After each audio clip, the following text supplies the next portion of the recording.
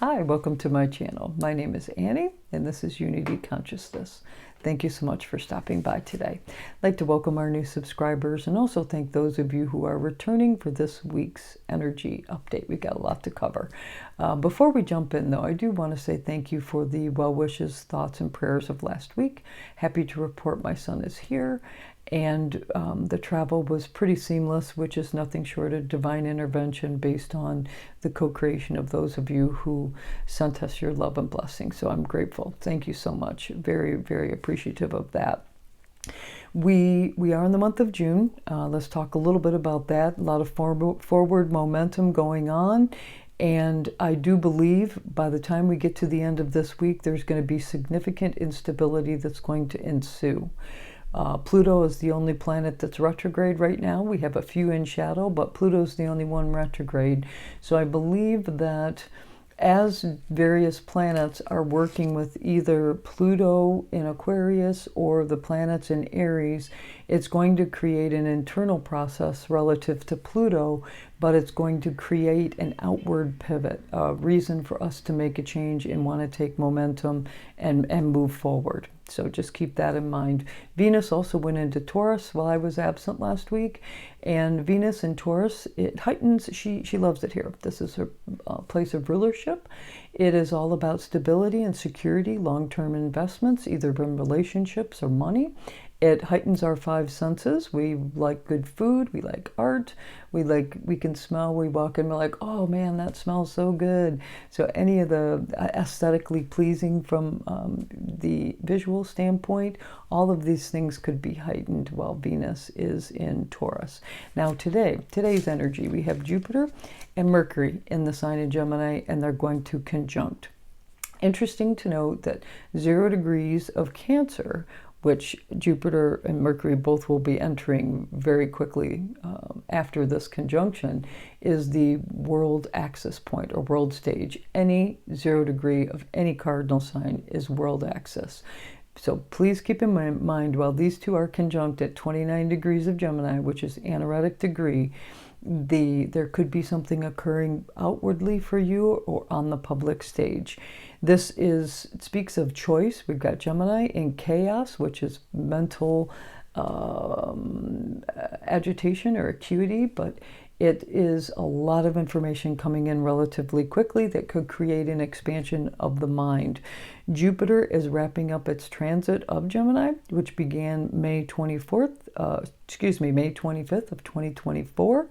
And then Mercury this evening is going to leave the sign of its rulership, Gemini, and move into Cancer. And Mercury in Cancer brings intuition to a heightened level. It is very emotional communications. You may see yourself becoming emotional over things that otherwise you would not during this transit. You may find yourself much more compassionate to family members or things, and when I say family, that could be friends that feel like family, maybe the soul tribe perhaps, but the communications are more rooted in the core base of family and or home, and can be protective because Cancer energy can be very protective of home and family as well. Then on Monday, we will have Jupiter going into the sign of Cancer, even furthering those same themes. It's expanding optimism, however, relative to families, because Jupiter is expansion, it's optimistic, it's upbeat, and we are seeing our family in a whole new light. It also expands the emotionality of it. So if you find yourself being even more emotional, that could be why. Let's keep an eye on that if we could, please. If there's one thing I would be mindful of, it would be my emotional situations while Jupiter is in the sign of Cancer. But it's very nurturing energy. You may find yourself wanting to nurture others or truly step up to the plate and care for family members, and or have more pride in your home itself, wherever you live, wherever home may be, or whatever home may be for you. Tomorrow as well, we will have Mercury, which is now in the sign of Cancer, is going to square Saturn, then Neptune. So as these planets move into the sign of Cancer, they are going to square Aries energy. And will recall the Saturn in Aries and Neptune in Aries, and how those planets are now helping us understand our pure essence on a whole new level, where we could be shape-shifting, Neptune, to avoid understanding ourselves on a 3D level, but it could also be seeing ourselves and others, which is more of a 5-dimensional awareness, and then wanting to ascend, perhaps, seeing ourselves and others as an opportunity to reach a higher level of awareness. Relative to Saturn, Saturn is removing any boundaries or restrictions that keep us from understanding our pure essence. Now, with Mercury square Saturn, then Neptune, there is a reality check of clarity, perhaps an intuitive realization, because it's now in the sign of Cancer, where you clearly see perhaps maybe manipulation, shape-shifting, or family conditioning for what it really is. We can do it, we can use this as an opportunity. Again, it's a square, it's an opportunity here to better ourselves, to be a better version of ourselves, and treat people with the same level of compassion that we would treat ourselves. We can understand how perhaps family conditioning or dynamics has shrouded your pure essence, and break free from any false imprisonments or restrictions based on responsibilities to family or familiar patterns that are a result of conditioning. So very helpful energy here. Again, a pivot point, choice point. In addition, on that same day tomorrow, we will have Venus, which is in the sign of Taurus, is going to square Pluto in Aquarius. So again, one of those internal situations because Pluto's retrograde. Lack of authenticity in relationships, creating instability. And making pivots on the outward plane. This again is a choice point, asking you to respond from a 5-dimensional understanding, perhaps raising your consciousness in the process.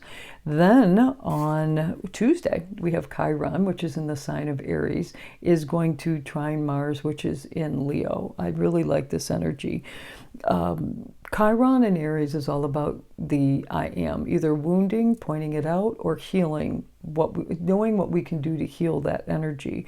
We learn so much about Mars and Leo, and Mars is right around 26 degrees of Leo, so we've learned through the retrograde cycle that we should embrace heart-centered consciousness and step away from ego understanding.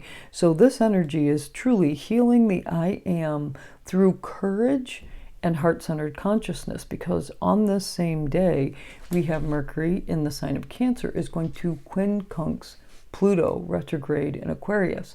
To me, this speaks of a uncomfortable conversation that needs to be had, but it's necessary. Or maybe it's a thought process, or maybe it's the intuitive realization that requires some integration so that you can pivot in an outward fashion. So there's something here requiring courage and heart-centered consciousness for yourself and for others in order to take advantage of the situation or move and gain from that.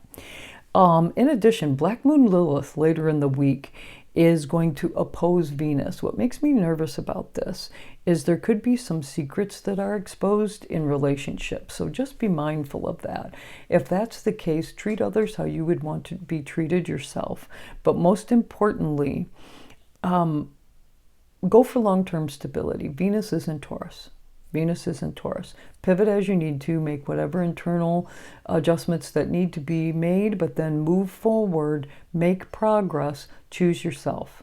Definitely choose yourself, choose authenticity. Pluto is in Aquarius. The truth of the situation will shine. Choose authenticity. So then on, it looks like, where are we at? Wednesday, yes, Wednesday morning, very early, we have a full moon in the sign of Sagittarius, and that's like 3:45 in the morning, I believe, here on the east coast of the United States. And that means that the sun is going to be in Gemini, the moon is going to be in Sagittarius, asking us to shed things that no longer serve us, that perhaps we started on, it would have been December 1st, 2024, when there was a new moon in the sign of Sagittarius. We've worked with that energy, and it's time to let go of the things that no longer serve us relative to whatever intention you set at that time. Again, the sun is in Gemini, so there's some choice point that's here. And with the moon being in Sagittarius, it is bringing us freedom. It's bringing us expansion. It's bringing us sovereignty. It could have something to do with law or legal matters. Perhaps we're determining judgment or an outcome that is going to bring us freedom or expansion. This axis is known as the higher and lower mind axis. So we may see things occurring on the surface level and then be able to step back and see it from a higher level of consciousness so that we can really truly ascend. We can expand through this process. This really is a think big full moon. Don't make yourself small anymore. Think big. This full moon is ruled by Jupiter. And again, Jupiter is a benefic. It is all about expansion. It is about freedom. In the sign of Sagittarius, it can also have you moving. We may be traveling. We may plan a trip. We may wish to get away from things because this is a full moon. We may be making decisions to travel away from something or travel to someplace to get away from something as well. Jupiter at the time of this full moon is going to be squaring Saturn. We're going to talk more about that in a minute. It perfects on the 15th, which is 1 week from today. And the Saturn square Jupiter, that is a first quarter check-in of the great conjunction that occurred December of 2020 on the solstice. Again, we're going to talk more about that in a minute, but please know that that square is baked into this full moon. So that energy is very, very prominent, but decisions might be made closer to the time of the perfection, which will be 1 week from today. Let's carry on. On that same day, Mercury in the sign of Cancer is going to sextile Venus, which is in the sign of Taurus. This is beautiful conversations, beautiful communications, intuitive understandings that give you comfort. It could surround, again, family and home. It's very peaceful in nature. It's when you go home, when you pull into the hometown where you were raised, where you've had a lot of really good times, that feeling that you get, that's what I get when I focus on the energy of Mercury in Cancer, sextile Venus. It's do something to get something. So there may be something that you're asked to do or a choice that you need to make, not from a square aspect. It's pretty easy to do, but we may need to do something to engage this energy. On that, the next day, which is going to be Friday, we will have the nodal axis square the sun in Gemini. This to me is a fated choice point to help us with alignment. Whether we wish to align in 3D escapism and for perfectionism, or do we want to align with 5-dimensional Pisces awareness of compassion, expansion, understanding the shadow side and integration of it, because we are now whole. So very interesting. Another square which presents a choice point. The sun is in Gemini to ascend, to continue our expansion process. On that same day as well, we will have Black Moon Lilith will trine Mercury in the sign of Cancer. Black Moon Lilith in Scorpio is all about personal liberation by going deep, bringing about transformations. And with Mercury being in Cancer, there could be, and the sign of Scorpio being so intuitive, there could be some intuitive realizations that come into play here. It's a trine, it's easy. We really don't even have to do anything that allows us to experience a transformation on a very deep level. I do like that energy. The very next day is the opposition between Black Moon Lilith in Scorpio. Again, that same energy of personal liberation, by going deep, is opposing Venus and Taurus. And this is where there could be some misrepresentation or secrets that come to light. That's a very Scorpio theme, especially Black Moon Lilith, in relationships that creates a pivot and destabilizes things. Then a week from today, we have Mars in the sign of Leo is going to square Uranus in Taurus. And I have to tell you, I expect, and we've been seeing it between the volcanic eruptions and instability there, but also seismic shifts, high energy situations that pop up. I would like to think with Mars and Leo, it's not an ego-centered type situation, but it certainly could be that you are witnessing. Please remember heart-centered consciousness. If you do, Uranus and Taurus is all about Gaia. Could be Earth events that occur out of the blue, but pulling us someplace immediately. This is Uranus trying to get us to ascend or reach a higher level of consciousness. On that same day is Jupiter square Saturn. Jupiter is in Cancer now, and Saturn's in Aries. This is the third and final squares of this first quarter check-in. Let me explain.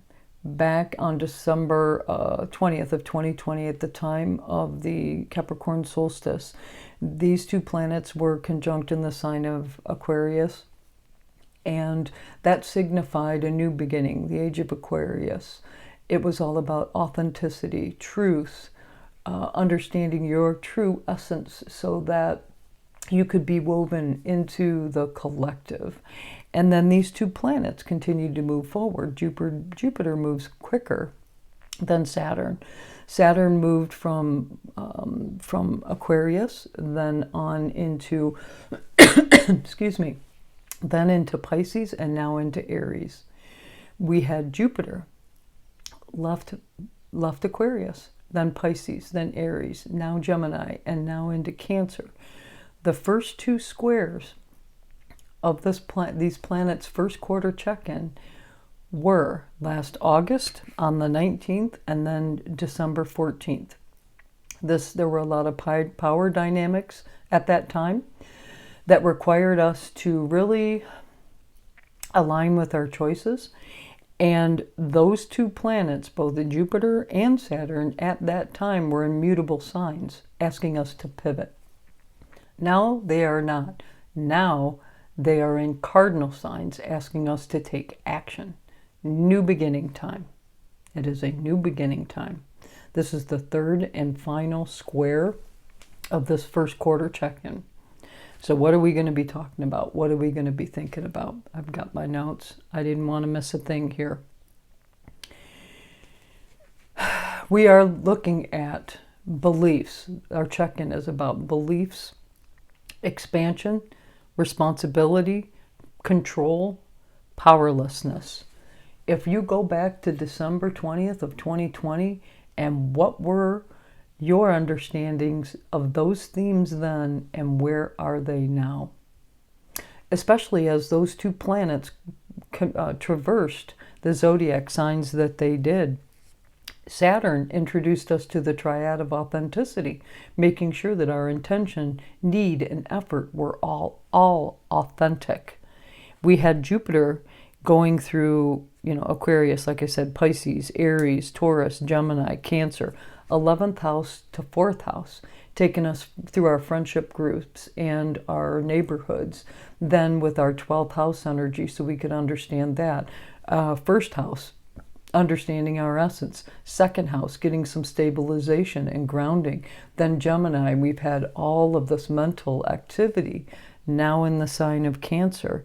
Reality check of foundations and principles, whether that be your family, your soul tribe, your root, your home, what you consider home. With Neptune being nearby, and with Saturn and Neptune working together, we are not only looking at areas of responsibility and boundaries that are self-imposed that need to be shed, but there could be deceptions here or manipulations here also. Even those that we have with ourselves or with our families, they're going to come to the surface. The big question, and I made, this is in quotation marks, what is keeping you from the expansion you deserve at the core level? That's our big question this week. And I think the full moon is going to kick it off. And with this perfection of the third and final square of the first quarter check-in of these two planets, the Age of Aquarius, power, powerlessness, authenticity, beliefs, expansion, higher consciousness. How are we doing? How are you doing?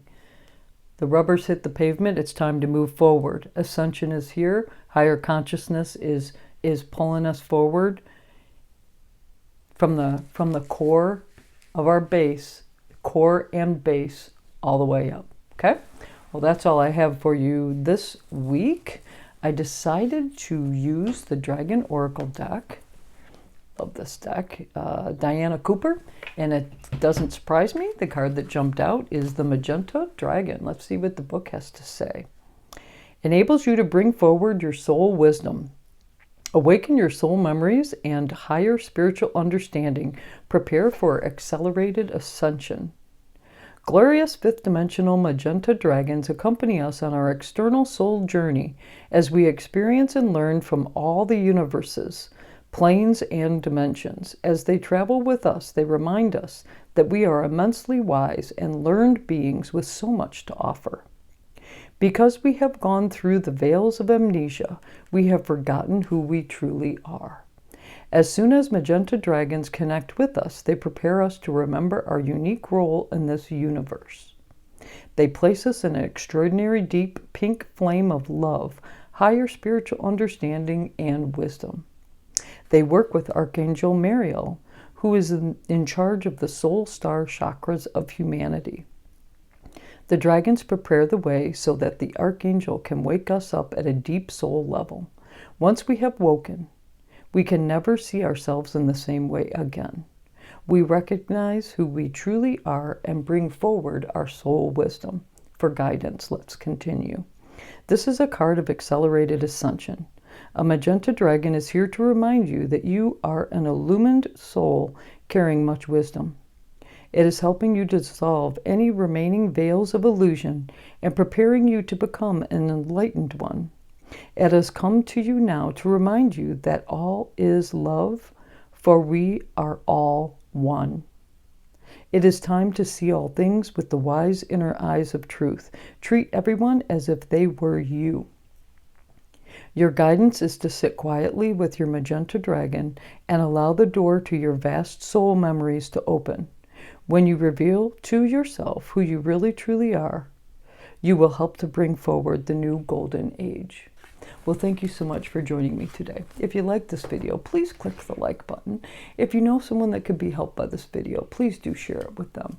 If you want to know when videos are being dropped, click the subscribe button. You know I always like to hear from you. Any comments or suggestions, post them in the comment box below. I hope you have a fabulous week with new or full moon energy, letting go of anything that is holding you back from the expansion you deserve. Namaste.